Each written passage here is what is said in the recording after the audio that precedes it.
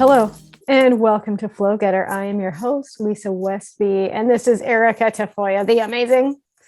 Today, we are here to talk about healing. Ooh, such a good subject. And today's dimensions of healing are talking about the physical world, the spiritual world, the emotional world. And I think it's a great topic. Erica, how are you today? I'm doing well, thanks. Yes, I love this topic. I have very strong feelings about it. And yeah, I don't know. And I think partly because I work my current, paying job that I hopefully will be the last kind of office type job that I have, other than any office that I visit with you, Lisa, that I create with you. But anyway, I work in the medical industry and field, I guess. I'm not a doctor or anything, but I see sort of how modern medicine is used in a way, or can be used to help. And I do think it's awesome and wonderful. And we've made a lot of great strides. That said, I think what we can do ourselves, and when it comes to healing ourselves without modern medicine and just kind of with the tools that we have, is unbelievably powerful and trumps anything that we've discovered to date. I agree. I love where you're headed with this. I've been thinking a lot about healing as I've have some health challenges, and I've gotten there's a lot of different ways you can come at it. Some people that are so spiritual forget that you have a physical body that you actually need to take care of. And some people that are so physical forget about the spiritual or emotional side of it, right? So the key, I think, is balance between these two worlds. And I've found in my experience on Earth that everybody is in one camp or the other. It's rare you find people who are very spiritual that are taking really good care of their bodies. People obviously do this, but there are very few comparatively. They're very, into new age goodness, and their body is just dragging behind them with all kinds of issues and all that kind of thing. Or you have the people that are 100% in, I'll say, the physical ways of healing, and are forgetting that there's emotional components and other healing options to strengthen the body that are not just pharmaceuticals. While farms do help, they don't help when they have side effects, right? So there's always a price with those things. I think time is the reason you go to a pharmaceutical drug is because you've burnt your fuse so long that you don't have time to go, I'm going to take a more natural route, because the natural route takes more time. So what that tells me is that people aren't taking the time to be in tune with their bodies so that they can prevent these diseases, so they don't have to get surgeries and other more invasive chemical experiences, but they are needed because you've let it go too long. And it's really, with today's modern stress, I think it's really easy to lose sight of where your health is really at. And even if you know it's in the toilet, trying to change your whole life so that it gets better is really difficult from a food standpoint, from I don't want to work that many hours standpoint, from I have toxic environments physically and socially. There's a lot you need to change once you kind of wake up to it and get so overwhelming. You're like, screw it. And then you just don't do it and don't do it and don't do it. And then pretty soon something's on fire. So with that, we have a choice to discuss today, because you've talked to me a lot about you can heal yourself. What do you mean when you say that? So I think you touched on a couple points that kind of relate to your question. One is stress, and the second is education. And when I say education, I mean a lot of people don't even realize that the direct connection between what's physically ailing them and how they got there emotionally, spiritually, from kind of more of a lifestyle situation, because it's, so when we talk about healing yourself, I think for me, it's helpful to know how we got there, because then we can know how to, it's not necessarily a retreat. It's more of, okay, we got here. Now, how do we move forward in a direction that, the direction that I want? And that could mean different things for different people. So you and I have talked a lot about, like, I have this sort of theory about cancer. I've not been directly affected from a very, very close loved one where I've lost them to cancer, fortunately. But I've known enough people, and I've seen enough read enough stories, learned enough stories, who have had bouts with cancer. And, for example, pancreatic cancer runs in my mother's side of the family. And it kind of took me a while to connect the dots here. But so the pancreas is a tiny little organ that exists kind of deeper in the body, and which is why it's harder to catch at an early stage. Right. Cancer. It's just way in there. It's like way in there. Exactly. Like hiding, really paying attention. I have to dig in there to see it. Yeah. Exactly. And we give it all kinds of sugar to deal with, and it's like, insulin, get it away. Totally. And so one of the characteristics or personality traits that runs in my mom's side of the family, and I admit that I have it as well. There's a very strong, almost like, it's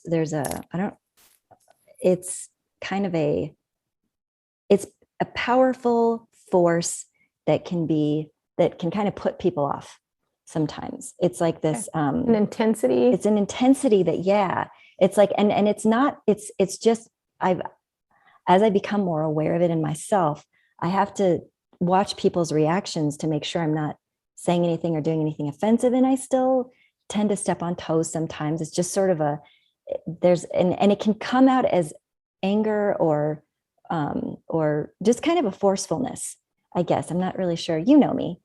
I know you. You know. Mm-hmm. Okay. You kind of, so it's the Scorpio rising side. Yes. I have no filter, and I'm just going to say words. Oops. Yes. So it is. And so my mom was this way. Her brother, there are quite a few family members. Her father was very much this way. Okay. So her father and her brother both died of pancreatic cancer. My mom died at 41. So, she was young. Who knows if she would have ever developed it? Who knows? My cousin, my uncle's daughter, has pancreatitis. And then my grandfather's, two of his siblings also passed away from pancreatic cancer. Now, this personality trait runs deep. It is it's one of those things where you either really like someone or you really don't. Yes. So in any case, like Madonna. So yeah. So you either love that woman or you don't. You don't. It's so true. We love you, Madonna. Strike a pose. So the way that I kind of see it, okay, so the pancreas is small, is very deep. This characteristic, so for example, my uncle, my mom kind of did it. I do it. My grandfather, I've heard stories, he did it like really, really a lot, where you come across as this very great, like gracious, wonderful kind of whatever person to certain people. But literally at like the snap of a finger, you turn into this dragon almost like this. I mean, it can be an energy that goes from real great and pleasant and wonderful and sweet and thoughtful and the whole thing, jovial, to like fire coming out of my mouth. Like it's that quick. My grandfather apparently kind of learned to bury that a little bit, mm-hmm. Where it would come out, but he'd kind of pull it back. My uncle was the same. He had a real interesting relationship with both of his kids, not necessarily really great, because of this. And my mom, I mean, wonderful, but I saw it like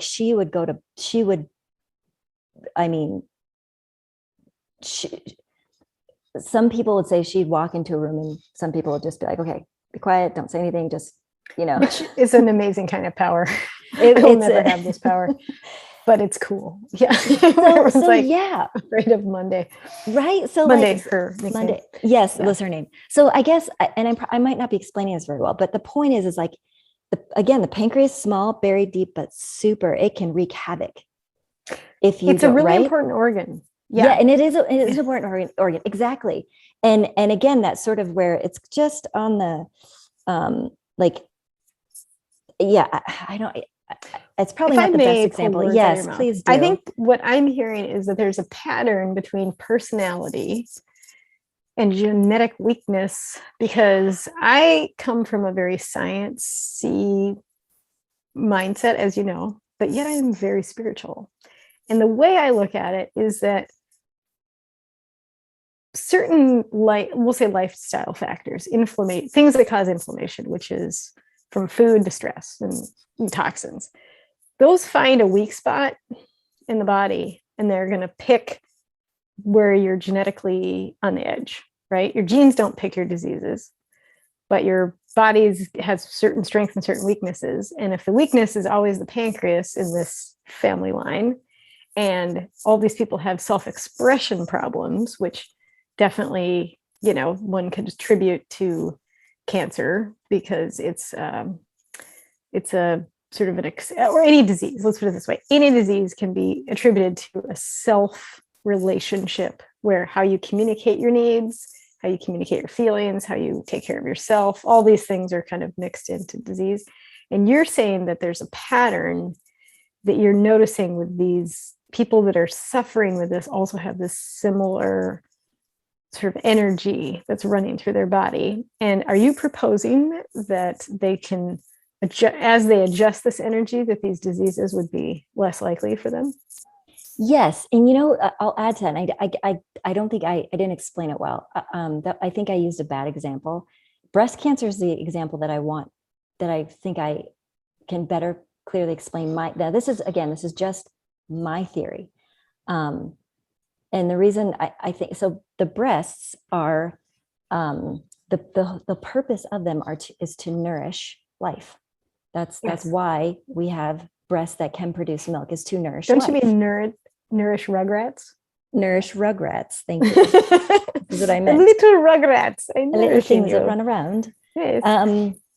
And so the reason breast cancer is one of the most rampant cancers that we find, at least especially in this society, is because there's an imbalance with how we're using our nurturing energy. So very well said. Mm-hmm. So I probably should have just started with that example. So there's a just start the podcast there. Welcome to Full Getter. Start there. Yeah. Exactly. We'll just edit out the whole thing.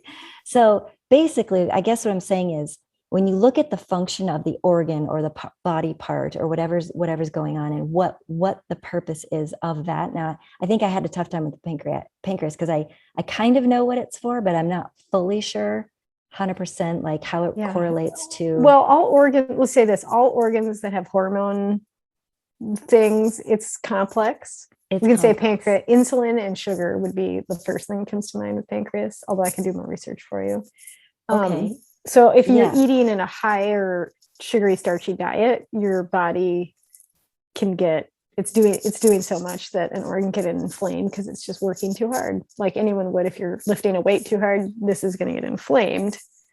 Because I'm such a fake doctor. That's good. No, I love this. We need this though, because fake Dr. Lisa. People need the science behind it, because otherwise the rest of it's like, okay, prove it, or whatever, rolling eyes and stuff.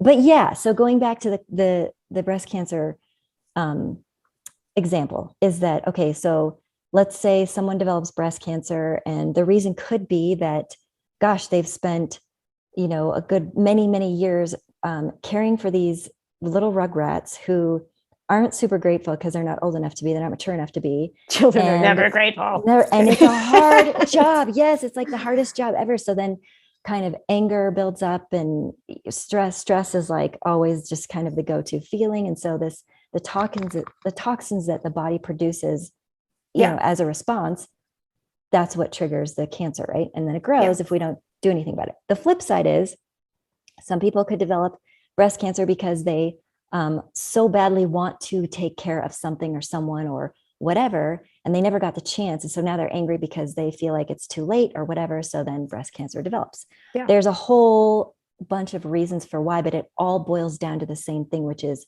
this imbalance of the nourishment and nurturing desire, right? And so where you take care of your job more than you take care of yourself, yes, whatever that job is, right? Exactly. Or exactly. And I think you hit the nail on the head with it's a kind of energy, right? Because everybody has certain it's why breast cancer is rare. Men have breasts in the same organ, it just doesn't develop. It's rare that men get breast cancer, even though they have the same workings essentially. Because wildly different, but still, because they're not really trained to do that. And maybe physiologically, they don't have the same, biological triggers to care either. It's interesting. In general, I 100% agree. And I think the men who probably do develop it, same reason. I mean, there's just this imbalance. There are probably men out there who really, maybe they're the ones who are working really, really hard to care for the children. And then there's some resentment that builds up there, or the reverse where they always, or whatever, like you said, maybe there's just that imbalance. In energy. In the way the energy is used. And I think you also hit on something else, kind of circling back to the more scientific view, is that specifically in the breast, there's not a lot of blood flow. It's very much of a lymph. It's sort of a sitting duck, if you will, in terms of the modern world. So all those, non-organic chemicals and just all the stuff, it doesn't filter as quick. So if you add stress to that and poor diet to that and anger and resentment and you're just sort of not, it's an organ that's very vulnerable. And it's sticking out of your body. It's not hidden nicely under your rib cage or whatever.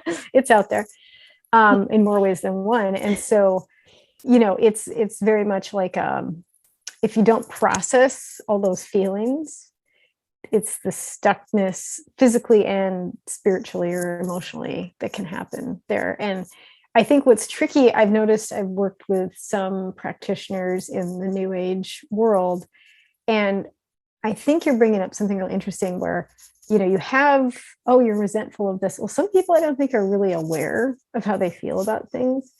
And it's not until you develop something that's on fire in some way, shape, or form that you have to look at this. And of course, at that point, you're so stressed out. You're like, oh my God, just fix my subconscious mind now. So I think what's tricky is, you can say, oh, there's an energy of this, or there's a whatever, but for how people get from point A to point B of like, oh, I have healed I'm caring too much about work. Sometimes saying just stop it can work. Sometimes not. So what's your advice for people because some people can just stop things once they see it, they're like, okay, I'm not gonna do that anymore. Like, oh, I didn't realize that deep fried food was that horrible for me. But now that I know the actual facts, they just can stop eating it. Other people are like, yeah, I don't care. And down go the French fries. You know what I mean? So what about people that don't know how to just stop it? What's your advice? Well, I would say probably the first thing is to, again, going back to this, educate yourself, is to really figure out where is this coming from? Because I think to just stop it is very, very possible to do. It can be one of the most challenging. It's like, well, I think if I knew, because I think it'd be easier to stop it if I knew how I got there. You actually, as you're talking, made me think of one more example, which isn't cancer. It's more of skin stuff. I grew up, I had the worst skin. I had terrible acne. I actually have chronic hives, which are less and less. They're not as bad as they used to be. But for me, skin stuff has always been a thing. And my dad's very similar. What I've noticed for the two of us, we have the way we kind of get sort of the inspiration from the universe is through our intuition. It's kind of like this, kind of almost like an idea that drops in the head or like it's not even really a physical feeling. It's more just like even a word can pop in the head, or a picture can drop in the head, or whatever. And one of the things I learned in human design, and I now kind of understand it a little better, is this idea of the correlation between kind of the different abilities and gifts that we have and the different organs of the body. And apparently, well, according to human design, again, all theory, if I tend to believe it, but the intuition correlates to the skin. And so, and the immune system as well. And it's amazing how when I don't listen to the intuition, I'll break out. And so it's like, okay, I've figured out. So the education for me was learning that correlation, so that's like, how do I get rid of these hives? How do I heal myself? How do I get rid of the acne? Stop, doing all this stuff. Well, part of it, I mean, aside from not eating the fried chicken, part of it is really listening and trusting the intuition and making my choices based on the intuition versus, the thing that I might have heard, like the logic kind of, rather than logicking it.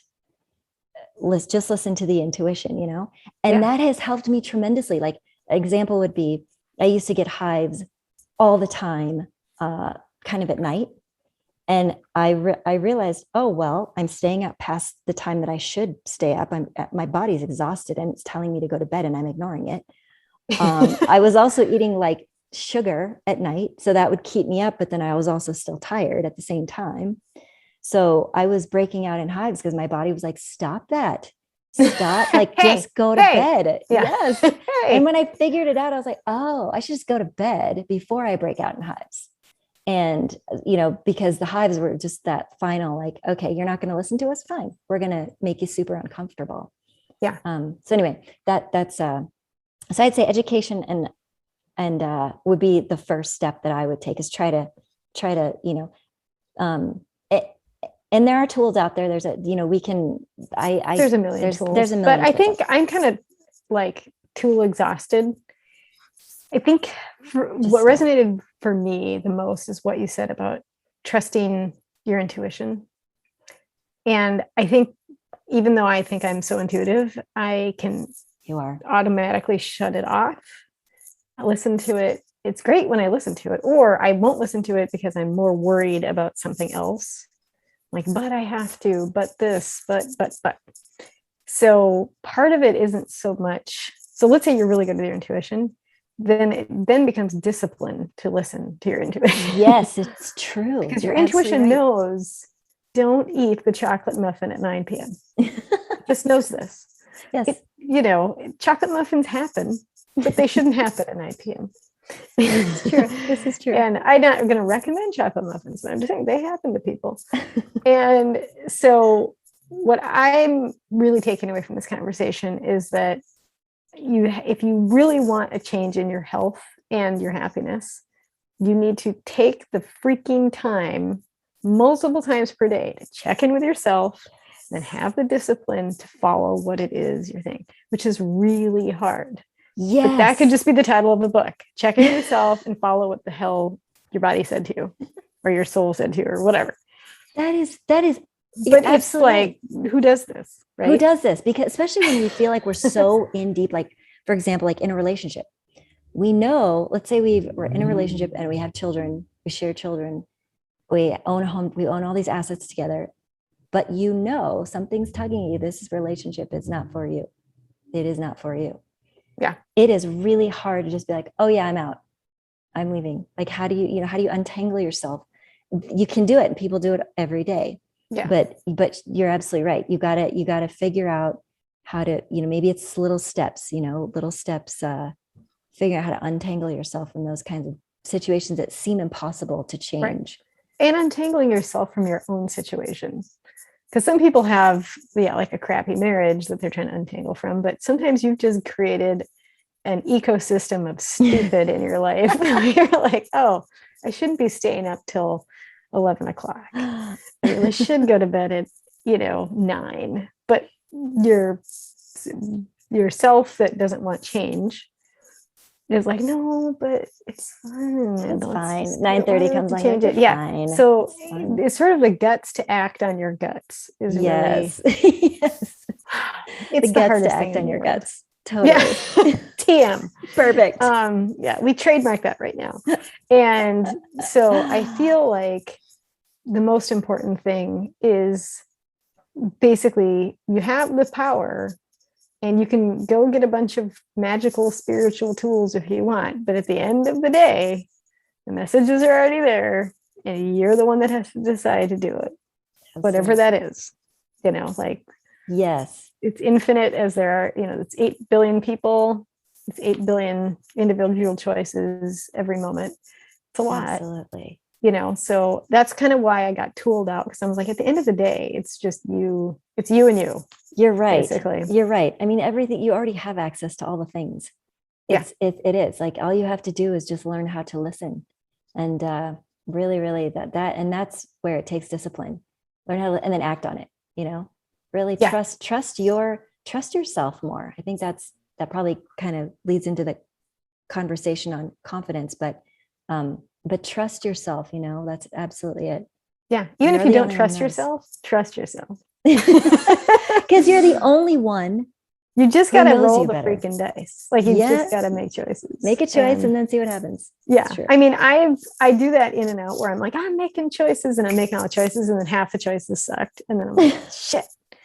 Now I don't want to make any more choices because those were bad choices. And then you stop making choices. I'm like, that was a bad choice. That's not the right way to do it. It's get more connected, and you'll know. But I think it's almost like, let's say you were at a mall and none of the stores were good and you just kind of settled for all the crap in that mall.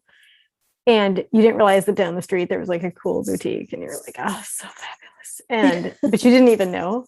You just get used to all the bad choices and you're not even really feeling the feeling of what it feels like to make a good choice. And then by happenstance, you end up at the boutique. Yay. Okay, what were we gonna say? Do you make that? So one of my mottos that I like is if it's not a clear yes, it's a no. Yeah. Period. So like if you're in a mall, like you're saying, and all the choices seem meh, you don't have to buy anything. Walk out. Right. Keep exploring, keep asking questions, and eventually you'll find a boutique. If I applied this to my whole life, I may end up in some kind of hut under a bridge because I'd be like, yeah. Oh, here I am under a bridge, sleeping here. Like, oops.